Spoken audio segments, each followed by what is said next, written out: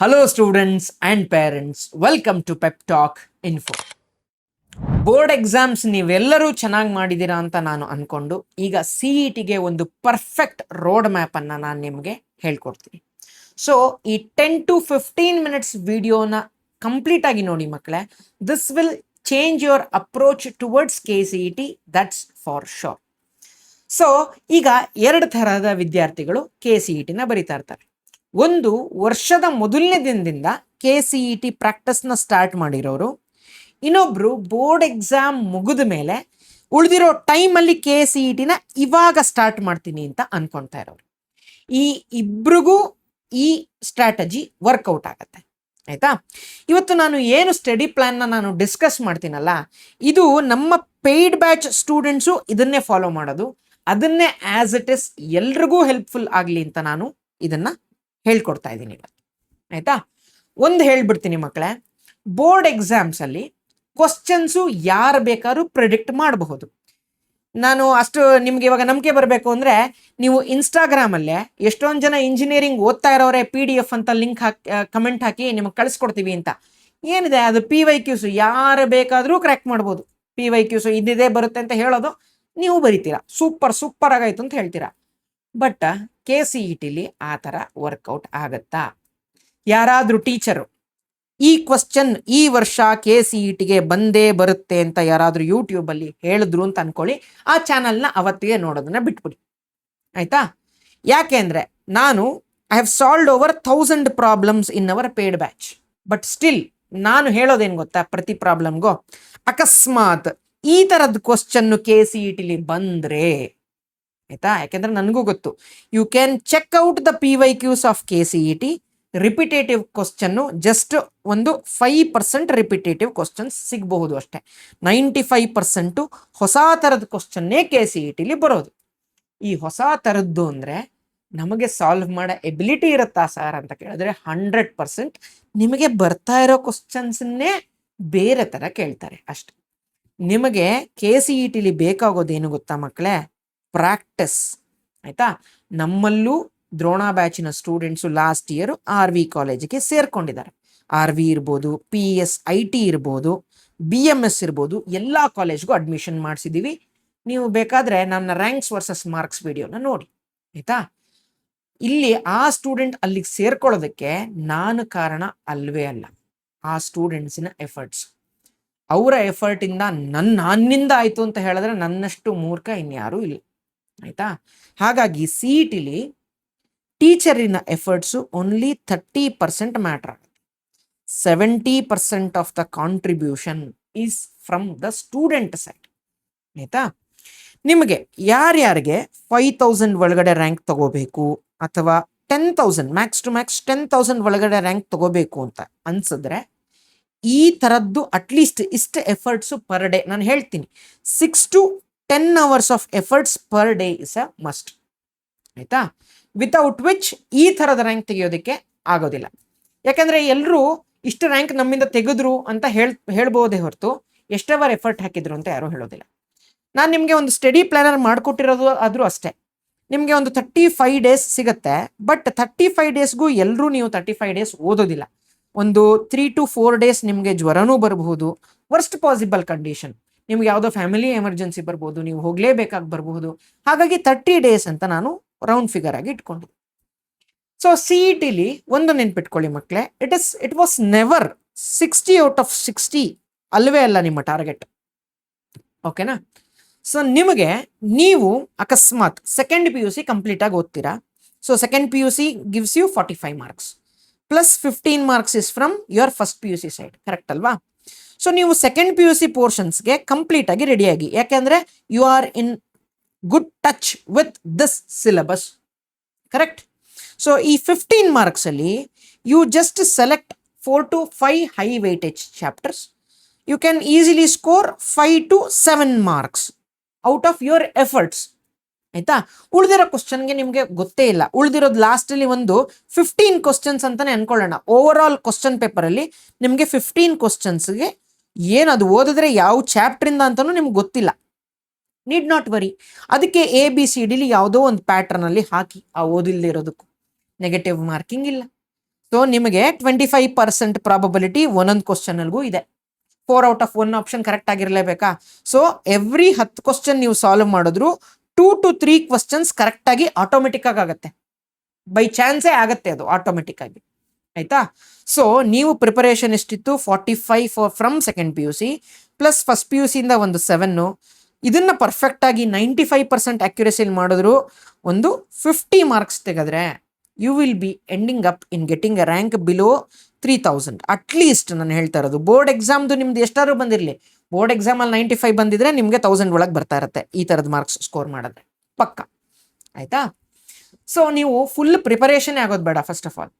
So ನಾನೀಗ ಈ 30 ಡೇಸಲ್ಲಿ ಏನು ಕವರ್ ಮಾಡ್ತೀವಿ ಅಂದರೆ, ಫಸ್ಟು ಹೈ ವೆಯ್ಟೇಜ್ ಚಾಪ್ಟರ್ಸು ಇದೇ ಆರ್ಡ್ರಲ್ಲಿ ಓದಿ ಅಂತ ಹೇಳ್ತೀನಿ. ಅದಾದಮೇಲೆ last 5 days you give it for revision and mock test. Mock test day 1 ತಗೋಬೇಡಿ, ಲಾಸ್ಟ್ 5 ಡೇಸಲ್ಲಿ ಮಾತ್ರ ಅಟೆಂಡ್ ಮಾಡಿ, ಮೋರ್ ದೆನ್ ಸಫಿಷಿಯಂಟ್. ಆಯಿತಾ? ಯಾಕಂದರೆ ಪ್ರಿಪರೇಷನ್ ಆಗದೆ ಏನಂತ ಮಾಕ್ ಟೆಸ್ಟ್ ಬರೀತೀರಾ? ಕರೆಕ್ಟ್ ಅಲ್ವಾ? ಸೊ ಫಸ್ಟ್ ನೋಡಿ, ಫಿಸಿಕ್ಸಿಂದ ಸ್ಟಾರ್ಟ್ ಮಾಡಿದ್ರೆ electric charges and fields, solution, matrices start ಮಾಡಿದ್ದೀವಿ. ಪರ್ ಡೇ 6.5 hour ಇದೆ first day class. First hour day class ಇಷ್ಟು ಕನ್ಸ್ಯೂಮ್ ಮಾಡಬೇಕು ನೀವು. ಇದಾದಮೇಲೆ ಇಷ್ಟು ನೋಡ್ಬಿಟ್ಟು ಮಲ್ಕೊಂಬಿಡೋದಲ್ಲ, ಇದಾದಮೇಲೆ ಒಂದು 4 hour ಪ್ರಾಕ್ಟೀಸ್ ಆದರೂ ಮಾಡಿರಬೇಕು. ಸೊ ನಾವು ಹೇಗೆ ಮಾಡಿದ್ದೀವಿ ಅಂದರೆ ಇದೇ ಮ್ಯಾಕ್ಸಿಮಮ್ ಲಿಮಿಟ್, ಇದಕ್ಕಿಂತ ಜಾಸ್ತಿ ಯಾವತ್ತೂ ಹೋಗೋದಿಲ್ಲ. ಆಯಿತಾ? ಸೊ ನೆಕ್ಸ್ಟ್ ಡೇ ನೋಡಿ 5 hours 60 minutes ಅಂದರೆ ಇದು 6 hours ಇದು. ಸೊ 6 hours ಓದಿದ್ರೆ next 4 hours, next 5.5 hours. So ನಿಮ್ಮ ಟೈಮ್ ಟೇಬಲ್ಲು ನೆಕ್ಸ್ಟ್ 30 ಡೇಸ್ಗೆ ಇದೇ ಥರನೇ ಇರುತ್ತೆ. ಹೈ ವೇಟೇಜ್ ಚಾಪ್ಟರ್ಸ್ ಎಲ್ಲ ನಿಮಗೆ 30 ಡೇಸಲ್ಲಿ ಕವರ್ ಆಗುತ್ತೆ. ಓಕೆ? ಸೊ ಅದಾದಮೇಲೆ ಇನ್ನೊಂದು 3 ದಿನ ಫಸ್ಟ್ PUC ಸಿಲೆಬಸ್ ಒಂದಿಷ್ಟು ಇದೆ. ಅಷ್ಟರಲ್ಲಿ ಕೆಲವರು ಎಕ್ಸಾಸ್ಟ್ ಆಗಿರ್ತೀರಾ, ಇಷ್ಟು ದಿನ ತನಕ ಹೋಗಲ್ಲ, ಹೋಗಲಿ ಅಟ್ಲೀಸ್ಟ್ ಒಂದು 20 ಡೇಸ್ ಆದರೂ ಕವರ್ ಮಾಡ್ತೀರಾ ಅಂತ ನನ್ನ ಒಂದು ಭಾವನೆ. 20 ಡೇಸ್ ತನಕನಾದರೂ ಓದಿದ್ರೆ ನೀವು ಯಾರ್ಯಾರು ಆ್ಯಾವ್ರೇಜ್ ಸ್ಟೂಡೆಂಟ್ ಇದ್ದೀರಲ್ಲ, ನೀವು ಕೂಡ KCETಲಿ ತುಂಬ ಚೆನ್ನಾಗಿ ಸ್ಕೋರ್ ಮಾಡೋ ಥರದ್ದೇ ಚಾಪ್ಟರ್ಸ್ನ ಫಸ್ಟ್ 20 ಡೇಸಲ್ಲಿ ನಾನು ಇನ್ಕ್ಲೂಡ್ ಮಾಡಿದ್ದೀನಿ. ಆಯಿತಾ? ಸೊ ಹಾಗಾದರೆ ಇದು ನಮ್ಮ ಪೇಯ್ಡ್ ಬ್ಯಾಚ್ಗೆ ಮಾತ್ರನ ಸರ್ ಇದನ್ನು ಕೊಡೋದು ನೀವು ಅಂತ ಕೇಳಿದ್ರೆ ಎಲ್ಲರಿಗೂ ಕೊಡ್ತೀನಪ್ಪ, ನೀವು ಎಲ್ಲರೂ ಚೆನ್ನಾಗಿ ಮಾಡಿ CETಲಿ. ಆಯಿತಾ? ಈ ಇದ್ರ PDF ಲಿಂಕನ್ನು ನನ್ನ ವಾಟ್ಸಪ್ ಚಾನಲಿಂದ ಲಿಂಕನ್ನು ಡಿಸ್ಕ್ರಿಪ್ಷನಲ್ಲಿ ಹಾಕಿರ್ತೀನಿ. ವಾಟ್ಸಪ್ ಚಾನಲಲ್ಲಿ ಇದ್ರ ಲಿಂಕನ್ನು ಹಾಕಿರ್ತೀನಿ, ಡೌನ್ಲೋಡ್ ಮಾಡ್ಕೊಳ್ಳಿ, ನಿಮ್ಮ ಫ್ರೆಂಡ್ಸ್ ಜೊತೆನೂ ಶೇರ್ ಮಾಡಿ.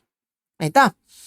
ಈಗ ಬರೀ PYQs ಓದಿದ್ರೆ ಸಾಕಾ ಕ್ವಶನ್? ಆಯಿತಾ? PYQಸಲ್ಲಿ ನೀವೇ ಒಂದ್ಸತಿ ಯೋಚನೆ ಮಾಡಿ, ಒಂದು 20 ವರ್ಷದ PYQs ಚೆಕ್ ಮಾಡಿ, ಒಂದೇ ಥರದ ಕ್ವಶನ್ಸ್ ಎಷ್ಟು ಬಂದಿದೆ ಅಂತ. Hardly 5 to 10%, okay, max to max 10% ಬಂದಿರ್ಬೋದು ಅಷ್ಟೇ. 100 ಕ್ವಶನ್ಸಲ್ಲಿ 10 ಥರದ್ದು ಸಿಮಿಲರ್ ಟೈಪ್ ಅಷ್ಟೇ, ಸೇಮ್ ಕ್ವಶನ್ ಬರೋಕ್ಕೆ ಸಾಧ್ಯನೇ ಇಲ್ಲ. ಆಯಿತಾ? ಹಾಗಾಗಿ ಸ್ವಲ್ಪ PYQಸ್ಗಿಂತ ಜಾಸ್ತಿ ನೀವು ಓದಿರಲೇಬೇಕು. ಸೊ CETಲಿ ಈಗ ಯೂಟ್ಯೂಬಲ್ಲಿ ನೆಕ್ಸ್ಟ್ ಬರುತ್ತೆ. ಸೊ ನಾನು ದಿನಕ್ಕೆ 1 hour ಆಫ್ ಕ್ಲಾಸ್ನ ನಾನು ಮಾಡ್ತೀನಿ. Next 30 days 1 hour of class ನೀವು ನೋಡಿ. ನೀವು CETಲಿ 1000 ರ್ಯಾಂಕ್ ತಡೆಯೋದಕ್ಕೆ ಯಾರಿಂದನೂ ಸಾಧ್ಯ ಇಲ್ಲ. ನಾನು ಇವತ್ತಿಗೂ ಹೇಳ್ತೀನಿ, I have solved over 1000 problems in this batch. ನನಗೆ ಇಷ್ಟೇ ಓದಿದ್ರೆ ಸಾಕು ಅಂತ ನಾನು ಬಾಯ್ಬಿಟ್ಟು ಹೇಳಲಿಕ್ಕಾಗೋದಿಲ್ಲ. CETಲಿ ಎಷ್ಟು ಓದಿದ್ರೂ ಕಡಿಮೆನೆ. ಯಾರಾದರೂ ಆ ಥರ ಕ್ಲೈಮ್ ಮಾಡ್ತಾ ಇದ್ರೆ please stay away from those channels. This is my suggestion. ಯಾಕೆ ಗೊತ್ತಾ, ನಿಮಗೆ ಆ ಟೈಮಲ್ಲಿ ಸೂಪರ್, ವಾಹ್ ಫ್ರೀ ಕ್ಲಾಸಸ್, ವಾಹ್ ಸೂಪರ್ ಮಸ್ತು, ಇದಕ್ಕಿಂತ ನನಗೆ ಒಂದು ಖಜಾನೆನೇ ಸಿಗೋದಿಲ್ಲ ಅಂತ ನಿಮ್ಗೆ ಅನಿಸ್ತಾ ಇರುತ್ತೆ. ಬಟ್ ನೀವು ಎಕ್ಸಾಮ್ ಹಾಲ್ಗೆ ಎಂಟ್ರ್ ಆಗ್ತಿರಲ್ಲ ಮಕ್ಕಳೇ, ಆವಾಗ ನಿಮಗೆ ರಿಯಾಲಿಟಿ ಹಿಟ್ ಆಗುತ್ತೆ. ನೀವೇನು ಅವ್ರನ್ನ ಕ್ವಶನ್ ಕೇಳೋಕ್ಕಾಗೋದಿಲ್ಲ, ಯಾಕಂದರೆ ನೀವು ಫ್ರೀಯಾಗಿ ಯೂಟ್ಯೂಬಲ್ಲಿ ತಾನೇ ಕಲ್ತಿರೋದು, ಅವ್ರನ್ನೇನು ಕ್ವಶನ್ ಕೇಳ್ತೀರಾ? ಕರೆಕ್ಟ್ ಅಲ್ವಾ? ನೀವು ಕ್ವಶನ್ ಕೇಳೋ ಸ್ಟೇಟಲ್ಲೂ ಇರೋಲ್ಲ, ಅವ್ರ ಆನ್ಸರಬಲ್ ಸ್ಟೇಟಲ್ಲೂ ಇರೋದಿಲ್ಲ. ಒಂದು ಫ್ರೀ ಬೀಸ್ ಅಂತ ಕೊಟ್ಟರೆ ಯಾರಾದರೂ, ಫ್ರೀ ಬೀಸ್, ಇದು ನಮ್ಮ ಇಂಡಿಯಾಗೂ applicable. It takes the nation nowhere and it takes the student nowhere. ನಿಮಗೆ ಒಬ್ಬರು ಟೀಚರ್ ಎಷ್ಟು ಕ್ವಾಲಿಟಿ ಎಜುಕೇಷನ್ ಕೊಡ್ತಾ ಇದ್ದಾರೆ ಅಂತ ಅವ್ರ ಪಾಠ ಕೇಳಿದ್ಮೇಲೆ ನಿಮ್ಗೆ ಗೊತ್ತಾಗೋದು. ಇಟ್ ಟೇಕ್ಸ್ ಟೈಮ್, ನಿಮ್ಗೆ ಇದು ಅರ್ಥ ಆಗೋದಕ್ಕೆ ಸ್ವಲ್ಪ ವರ್ಷ ಬೇಕಾಗಬಹುದು, but eventually you will learn, that's for sure. ಆಯಿತಾ? ಸೊ ಈ 37 days ನೀವು ಎಷ್ಟು ಎಫರ್ಟ್ ಆಗ್ತಿರೋ ಅಷ್ಟು ಚೆನ್ನಾಗಿ ನಿಮಗೆ ರ್ಯಾಂಕ್ ಬರುತ್ತೆ. ಆ್ಯಂಡ್ ಒಂದು, ಈಗ ಸಮ್ಮರ್ ಆಗಿರೋದ್ರಿಂದ ಆಚೆ ಕಡೆ ಫುಡ್ನ ತಿನ್ನಕ್ಕೆ ಹೋಗಬೇಡಿ. ಈಗ ಕಾಯಿಲೆ ತುಂಬ ಬೇಗ ಹರಡುತ್ತೆ. ಆಯಿತಾ? ಹಾಗಾಗಿ ಸ್ವಲ್ಪ ಒಂದು 35 ನಿಮ್ಮ CET ಮುಗಿಯೋವರೆಗೂ ಸೊ ಒಳ್ಳೆ ಸನ್ಯಾಸಿ ಥರ ಬದುಕಿ ಮಕ್ಕಳೇ. ನಿಮಗೆ 1 to 2 ಡೇಸು ನಿಮಗೆ ಹುಷಾರಿಲ್ಲದೆ ಅದು ವೇಸ್ಟ್ ಆದರೂ ತುಂಬ ಮಾರ್ಕ್ಸ್ ಹೋಗುತ್ತೆ ಸಿ ಇ ಟಿಲಿ. ನಿಮ್ಮ ರ್ಯಾಂಕ್ ಎಲ್ಲಿಂದ ಎಲ್ಲೋ ಹೊಟ್ಟೋಗ್ಬಿಡತ್ತೆ. ಸೊ ಆ ಥರದ್ದು ಆಗೋದು ಬೇಡ. ದೇವರ ದಯೆ ಎಲ್ಲರ ಮೇಲೂ ಇರಲಿ. ನೀವೆಲ್ಲರೂ ಆರೋಗ್ಯವಾಗಿರಿ, ಕ್ಲೀನಾಗಿ ಪ್ರಾಕ್ಟೀಸ್ ಮಾಡಿ, ನಿಮಗೆ ಒಳ್ಳೆ ರ್ಯಾಂಕ್ ಬರಲಿ ಅಂತ ನಾನು ಆಶಿಸ್ತಿದ್ದೀನಿ. ಆಯಿತಾ? ಇನ್ ಕೇಸ್ ನಿಮ್ಗೆ ಯಾರಿಗಾದರೂ ಈ 37 ಡೇಸ್ ಪ್ಲ್ಯಾನರು ನಮ್ಮ ಹತ್ರ ಕಲಿಬೇಕು ಅಂತ ಇದ್ದರೆ ಫಿಸಿಕ್ಸ್ ಪೆಪ್ ಟಾಕ್ ಆ್ಯಪನ್ನು ಡೌನ್ಲೋಡ್ ಮಾಡ್ಕೊಳ್ಳಿ. ಪ್ಲೇಸ್ಟೋರಲ್ಲಿ ಸಿಗುತ್ತೆ. ಆಯಿತಾ? ಈ ಆ್ಯಪು ಬೇಕಾದರೆ ನಾನು ವಿಂಡೋಸ್ ಲ್ಯಾಪ್ಟಾಪಿಗೂ ಸಿಗುತ್ತೆ. ಹೇಗೆ ಅಂತ ಈ ಫೋನ್ ನಂಬರ್ಗೆ ಕಾಲ್ ಮಾಡಿ ನಾನು ಹೇಳ್ತೀನಿ. ಸೊ ಇದೇ ನನ್ನ ಫೋನ್ ನಂಬರು. ಕಾಲ್ ಮಾಡಿ ನಾನು ಹೇಳ್ತೀನಿ. ಆಯಿತಾ? ಸೊ ಸುದರ್ಶನ ಬ್ಯಾಚಲ್ಲಿ ನಿಮಗೆ physics, chemistry, mathematics first and second PUC teaching ಅದು ಈ ಸ್ಟಡಿ ಪ್ಲ್ಯಾನರ್ ಪ್ರಕಾರನೇ ಇರುತ್ತೆ. ನೀವು ಅದನ್ನು ಫಾಲೋ ಮಾಡಬೇಕಾಗತ್ತೆ. ಜೊತೆಗೆ ಲಾಸ್ಟ್ 5 ಡೇಸಲ್ಲಿ ನಿಮಗೆ ಮಾಕ್ ಟೆಸ್ಟ್ಸು ಇದೇ ಬ್ಯಾಚಲ್ಲಿ ಫ್ರೀ ಇನ್ಕ್ಲೂಡೆಡ್. ಆಯಿತಾ? ನಿಮಗೆ ಎಲ್ಲಾದರೂ ಇಂಜಿನಿಯರಿಂಗ್ ಕೌನ್ಸಿಲಿಂಗ್, ನಮಗೆ ಒಳ್ಳೆ ಕಾಲೇಜಲ್ಲಿ ಅಡ್ಮಿಷನು ಆಗಬೇಕು ಅಂತ ಇದ್ದರೆ you opt for this Drona batch. ಇದರಲ್ಲೂ 30 days crash course same teaching ಇರುತ್ತೆ. ಆದರೆ ಇದರಲ್ಲಿ 1-on-1 ಕೌನ್ಸಿಲಿಂಗ್ ಇರುತ್ತೆ. KCET ಕೌನ್ಸಿಲಿಂಗ್ ನಿಮಗೆ ಅಡ್ಮಿಷನ್ ಆಗೋವರೆಗೂ ನಾವು 1-on-1 ಕೌನ್ಸಿಲಿಂಗ್ ನಿಮಗೆ ಮಾಡಿಕೊಡ್ತೀವಿ ಮಕ್ಕಳು. ಆಯಿತಾ? ಸೊ ಆ್ಯಂಡ್ ಟೀಚರ್ಸು ಅಷ್ಟೇ, ಎಲ್ಲರೂ ಎಕ್ಸ್ಪೀರಿಯನ್ಸ್ಡ್ ಟೀಚರ್ಸೇ ಇದ್ದಾರೆ. ಸುಮ್ಮನೆ ಒಂದು ಎಕ್ಸಾಂಪಲ್ ಕೊಡೋದಾದರೆ, ನಮ್ಮ mathematics teacher she was a professor from RV college of ಇಂಜಿನಿಯರಿಂಗಲ್ಲಿ ಅವರು ಪ್ರೊಫೆಸರ್ ಆಗಿದ್ದರು. ಅವರು ಕೇಂಬ್ರಿಡ್ಜ್ ಯೂನಿವರ್ಸಿಟಿ ಲಂಡನ್ನಲ್ಲಿ 5 years ಆಫ್ ಎಕ್ಸ್ಪೀರಿಯನ್ಸ್ ಇದೆ. ಸೊ ಈ ಥರದ ಟೀಚರ್ನ ನಿಮಗೆ ಆಫ್ಲೈನಲ್ಲಂತೂ ಹುಡ್ಕೋದಕ್ಕೆ ಸಾಧ್ಯನೇ ಇಲ್ಲ. ಅದೇ ಥರ ಪಕ್ಕ ನಿಮ್ಮ ಟೀಚಿಂಗ್ ಬಂದು ನೋಡಿ ನಿಮಗೆ ಒಂದು ಐಡಿಯಾ ಸಿಗುತ್ತೆ. ಸೊ ನಾನು ಇವಾಗ ಟೀಚಿಂಗ್ ಹೇಗೆ ಅಂದರೆ, ಈಗ ಯೂಟ್ಯೂಬಲ್ಲೇ ನಾನು ನೋಡೋದು ಅಂದರೆ ಅವ್ರ ಪಾಡಗವ್ರು ಹೇಳ್ಕೊಂಡು ಹೋಗ್ತಾರೆ. ನಿಮ್ಗೆ ಅರ್ಥ ಆಯ್ತೋ ಬಿಡ್ತೋ, that is not how teaching should be ಅಲ್ವಾ? ನಾನು ಒಂದು ಕ್ವಶನನ್ನು ಓದಿ ಅದನ್ನು ನಾನು ಎಳೆಯಾಗಿ ಬಿಚ್ಚಿಟ್ಟು ನಿಮಗೆ ಹೇಗೆ ಸಾಲ್ವ್ ಮಾಡಬೇಕು ಅಂತ ಹೇಳ್ಕೊಡೋದು ಟೀಚಿಂಗ್ ನನ್ನ ಪ್ರಕಾರ. ನಾನು ಅದೇ ಥರನೇ ಪಾಠ ಮಾಡೋದು, ನಮ್ಮ ಎಲ್ಲ ಫ್ಯಾಕಲ್ಟೀಸು ಅದೇ ಥರನೇ ಪಾಠ ಮಾಡೋದು. ಆಯಿತಾ? ಸೊ ಈ ವಿಡಿಯೋಗೆ ಇಷ್ಟೇ. ನೆಕ್ಸ್ಟ್ ಈ ವಿಡಿಯೋಗೆ ನೀವು ಕಮೆಂಟ್ ಹಾಕಿ, ನಿಮಗೆ ಯಾವ ಥರದ ವಿಡಿಯೋ ಬೇಕು. KCET ಶಾರ್ಟ್ ಟ್ರಿಕ್ಸ್ ನಾನೊಂದಿಷ್ಟು ವಿಡಿಯೋ ಮಾಡ್ತೀನಿ, ಬೇಡ ಅಂದರೂ ನಾನು ಮಾಡ್ತೀನಿ. ಆಯಿತಾ? ಸೊ ಅದು ಬಿಟ್ಟು ನಿಮ್ಗೆ ಏನು ಬೇಕು ಅಂತ ಕಮೆಂಟ್ ಸೆಕ್ಷನಲ್ಲಿ ತಿಳಿಸಿ. So that's it for this video guys. This is your teacher Nagabharana signing off with a smile.